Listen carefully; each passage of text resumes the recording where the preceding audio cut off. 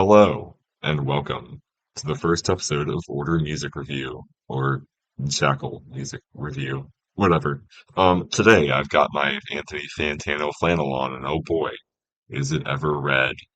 Today we're going to be doing a review of the 2023 album Unicorn by London-based synthwave group Gunship. This is the group's third full-length LP following the self-titled release, and The Dark All Day release from 2015 and 2018 respectively. I am not the biggest Gunship fan personally. I've been exposed to their work over the years through my brother, who happens to be a pretty big fan, and I've heard a numerous amount of singles, all of which have kind of led me to this conclusion, which is only strengthened by my listening to this album and forming my own opinion. I think it encompasses a lot of who the band are, the music they make, and why I don't think they're very good. So, yeah. Jump cut. So the way we're gonna be doing this is through a tier list instead of reaction slot, which I might get around to someday. But we're gonna be going track by track, pointing out what I liked, what I didn't like, and then after that, we're gonna do a dive into how this album works as a whole, or how it doesn't work, which we will get into. So Gunship, they're very synthy. They're very cyberpunk themed. That's a good majority of their music. You're going to see that as we go along, and they stick to that for better or worse. That's going to be the main theme in every single one of these songs, and they don't deviate much from it. So from the start, we're going to go with Monster in Paradise. It starts out, it's a very low synth. There's a girl talking, she's talking about how to live your life, how she wants to show you how to live your life. And then there's alternating choruses between the lead singer, Alex Westaway, and one of the features on here. This album has a lot of features, only four tracks out of the 14 that don't have features on them. It's just Gunship themselves. Um, this track is okay. There's a saxophone bit that definitely elevates it, but I think that's overused later into the album. Um, as an intro track, it's not too bad. As a standalone, it's pretty good. The lyrics aren't the best, but it really encompasses a lot of what this album is. It's very, like I said, cyberpunk. It's very like crime, very like dance. A theme of like going after maybe like a dangerous woman, and that's something that's shown very heavily on the next track, Tastes Like Venom, which is focused a lot on a dangerous woman, the lead singer going after a very dangerous woman. She tastes like venom. To be honest with you, this track is not very good. It's very bland, the production's bad, the vocals are bad. I do not like Alexis Westaway's vocals. Sorry, Alex Westaway's vocals. I don't enjoy them. They're very flat. They're uninteresting. Um, in the style that he generally does, that you're going to see over this, that's how they stay. In some of the slower, more melancholic tracks, I can appreciate what he does, but as a whole, I don't love him as a vocalist. This track is very bland. It's uninteresting. It doesn't add a whole lot. Um, I think it's low C tier.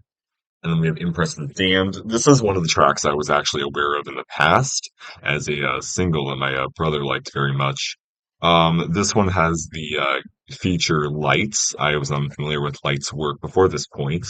She is pretty much the sole vocal on this, except for a part near the end. This is basically a track you would see on a playlist maybe in 2018, songs to make you feel like a villain.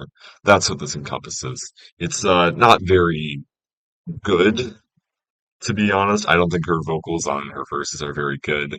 The chorus is okay, and I think I just should bring this up for because I found it funny. There's a Portal reference on here for whatever reason, for seemingly no reason. But there's a Portal reference in here, and I thought that was kind of funny. But the track's okay. It's not the best. It's not the worst. It's kind of forgettable. I think it's like a low B. And then Technoir 2. Now this was one I actually liked very much. It opens with a spoken word passage about a man talking about the end of times, this apocalypse, this wasteland, and how the only way forward is through new life, through birth, you have to get through it. Um, there's two vocalists on here. There's Alex Westaway, he still delivers a very flat performance that I did not like, but the secondary vocalist in the second chorus, Charlie Simpson, is very good. One of the few vocalists on this I actually very much enjoyed. The song is very fun. It's a little bit slower. It's more interesting. A lot of these songs do are very formulaic, where they not a lot of build to them, not a lot of interesting like production on it. But this one's a little bit slower, it's longer, it's more interesting. I like this one of my favorites from this album. Next up is Doom Dance. This one has a lot of lower synths. Um, the lyrics on a lot of these are very uninteresting, but this one is just dancing. It's just going out. There's not a lot of interesting production, to be honest with you. I didn't love this one. I put it at maybe high C. It's nothing very interesting. It's quite forgettable. Next up, we have Blood for the Blood God. This is one that I thought the production on was pretty interesting. Um, it's another song that has two vocalists on it, swapping between male and female, kind of like Monster in Paradise. This one, I mean, it really feels like something you'd hear in Cyberpunk, but the song is okay. The whole time it just made me think this is so much more interesting as a purely instrumental album or something slower. That's what I want to hear from them. There's a lot of low synths on it, but I did enjoy this track. I thought it was interesting. I don't know how it fits into the whole theme. There's a lot of things about resisting the blood god, which is not something you're going to see anywhere else on this album. So kind of like a standalone idea, maybe, or it's a metaphor for something I didn't understand. But the production was pretty cool. I enjoyed it. All right, track number 7, Weaponized Love. This is going to be one of my least favorites on here. The lyrics are just really uninteresting. The production's just awful. It's really repetitive, and not even the formulaic chorus can like make this listenable. It's just very uninteresting. I don't really have that much to say about it. I put it like a low C tier. Not good. Um, the robot voice on it was kind of funny though. Um, track number 8 is Ghost. This one's a lot slower. It's actually the most popular track on the album, which I can see why. It's slower. I wouldn't say melancholic exactly, but it's it takes more time in the production. It's more interesting. The lyrics are still somewhat unclear. It's lyrically this album's kind of all over the place, but this one is very strange. But I like this track a lot more than the other ones. It stands out as something that's like nicer to listen to. I don't think I'd listen to it on it by itself, but I did like this one. It's slower. It's a little bit better. It's a little bit of a break from the formulaic nature of a lot of these, where it's like a quick build up to a chorus, and the production is really just the same overall. So it's okay. Track number 9, Darkness for Dreams. Honestly, this is a very forgettable track. Um, it's pretty much as formulaic as they come.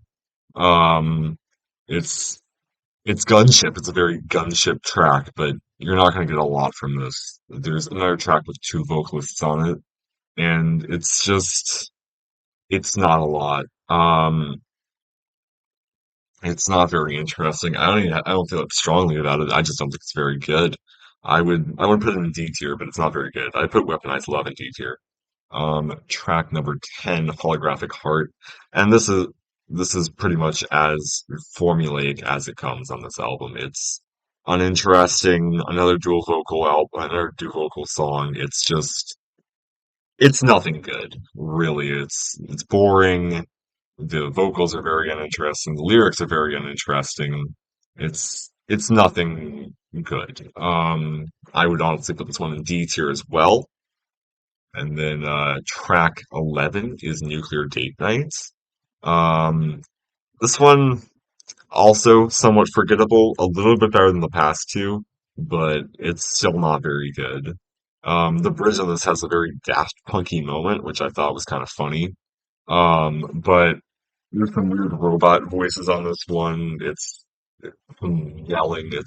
I mean, a lot of the stuff, it's begging for something experimental, something new, like an instrumental build. Not even experimental, but they need to do something, and they're so trapped in this formula. It's kind of exhausting. This album's an hour long, and there's not a lot that happens. And this one, it's missing something. You can do a lot with this, but they don't. And it's very safe. It's very safe in nature. It's not very interesting. Track number 12, Run Like Hell. Um, this one I actually liked. This one I liked quite a lot. This one is a lot slower. It's a little bit more melancholic. It does fall into the somewhat formulaic nature of the other songs with a chorus that just has a quick build to it, but it's softer, and I think that's what this album needed. And even though it's the least popular part of the album, I think the three track run at the end is probably the best, the most enjoyable music I would ever listen to, like from this album on its own, comes from this part. But that's not to say that it's good. It's not really good, but it's in the scheme of the album, it's good. And as an album, there's not a lot of themes that are being reinforced. It's just this general idea of a cyberpunk dystopia that, things happen. It's usually it doesn't center around anything. It's not really a concept album in that way, but it follows the aesthetic very hard. But I like this one. It's a funny little takeaway. This thing is rated explicit because it has hell in the name. Dear God. Um, but yeah, I think a more melancholic album from Gunship would be very interesting to hear. I think they could make some really, really good synthwave, something slower, something maybe even more instrumental, some experimental things on there. So just some instrumental build is what they need. And this, like a lot of these tracks are just screaming for that, and it doesn't get it. And it's a bit frustrating to hear, but I think this one is pretty good. I even put it in A tier, honestly. Lost Shadow. This one's also slower. It's longer. For one of the slow songs on here, I think this one is quite forgettable. There's not a lot to it. It doesn't reinforce a lot of the themes in the album. As much as I enjoy it over the formulaic nature of songs like Nuclear Date Night, Holographic Heart, Weaponized Love, and Tastes Like Venom, it's a bit forgettable. I think if they focused more on this and added some extra elements to it, it could be very much a good track, but it isn't.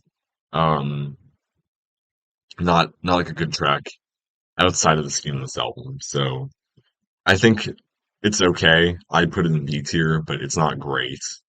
And then final track on here, Postcard from the American Dream. And this is the one I'm going to be a bit biased on because this is the one I've heard outside of this album. And this is one of the few songs from them I would actually listen to on its own. I think this song is great. I think it's very well made. The lyrics are really good. It's it's quite a beautiful song. I appreciate this one very much. I would it's something I'd actually listen to outside of this. Even though it doesn't reinforce that many themes on the album, I would almost call it a good outro, but there's not a lot in this album that needs like a sending off. Not a lot on it. I think my main problem with Gunship is the fact that they are so stuck in this aesthetic, this synthwave aesthetic. It's I think it's a problem for them because they can make interesting music. That's obvious they can, but they play it so safe with their ideas. They play it so unbelievably safe that it's kind of frustrating to listen to a record like this and just see the utter lack of experimentation on it because there is so much they can do.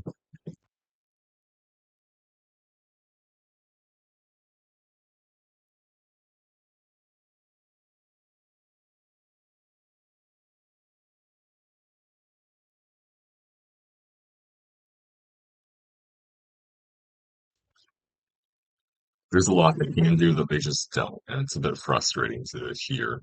Um, this album isn't very good.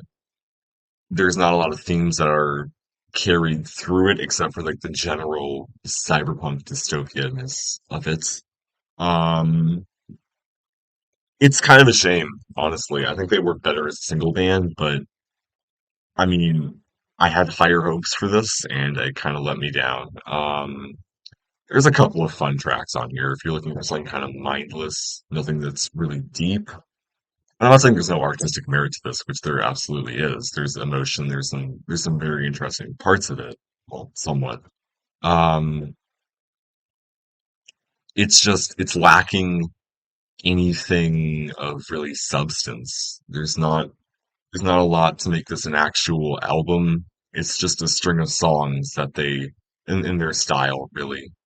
And there's a couple of okay tracks on here, but outside of that, I don't think it's very good. I don't think it's a very good album. Um, I would give this maybe a 4 out of 10, 3.5 out of 10 maybe. Not very good. Not very good. Thanks for watching the first episode of Order Music Review. I might make more of these in the future. I might do Reaction Slop if for whatever reason someone actually watches this, which huge mistake. Why the hell would you do that? But if you do happen to watch this and you want to see me do more albums, just let me know. I This is my first attempt at this. This might be awful, but yeah, thank you for watching. Goodbye. Pew pew pew pew pew pew pew.